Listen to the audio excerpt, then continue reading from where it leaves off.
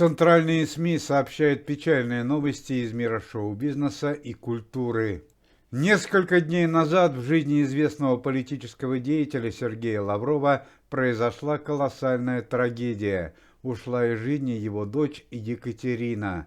35-летняя женщина утонула в праздник Крещения. По первоначальной версии, дочь Сергея Лаврова купалась в частном месте для купания вместе со своими подругами. У нее были проблемы с сердцем, и перед купанием она употребила спиртные напитки. Однако с помощью оперативной работы Следственного комитета удалось установить, что смерть дочери Сергея Лаврова – это был не несчастный случай, а заказное преступление. Удалось установить, что за несколько часов до купания во время обеда в ресторане дочь Сергея Лаврова подверглась отравлению, что в итоге и привело к несчастному случаю во время купания. В самые короткие сроки Следственный комитет Российской Федерации смог размотать весь клубок преступления, в котором оказались замешаны члены преступной группировки из города Москвы, подруга дочери Сергея Лаврова Ольга Беляева и известный криминальный авторитет из Грузии, у которого были давние счеты с Сергеем Лавровым. Как стало известно, именно подруга дочери Сергея Лаврова Екатерины, менеджер строительной компании Ольга Беляева, добавила в ресторане дочери Сергея Лаврова в спиртной напиток сильнодействующий яд. Она совершила данное действие по просьбе своего знакомого, криминального авторитета из Грузии Сараза Сарашвили.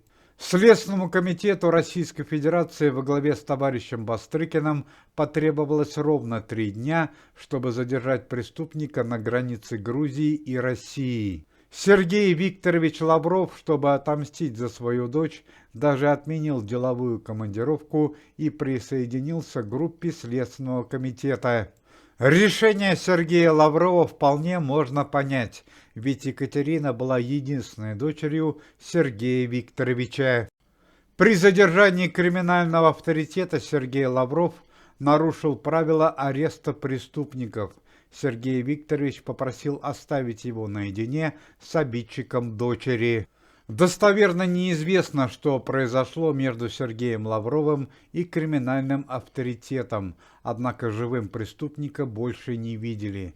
Обидчик дочери Сергея Лаврова не дожил до суда. Ну а буквально несколько минут назад стала известна очень приятная новость о сотруднике комитета, министре обороны Андрее Белоусове, на которого несколько недель назад было совершено нападение.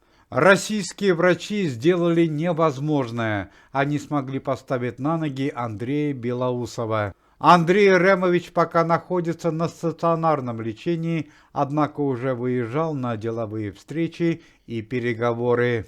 Уважаемые зрители, если вы желаете выздоровления сотрудникам комитета и поддерживаете их деятельность, то можете поставить лайк под видео и написать поддерживающий комментарий.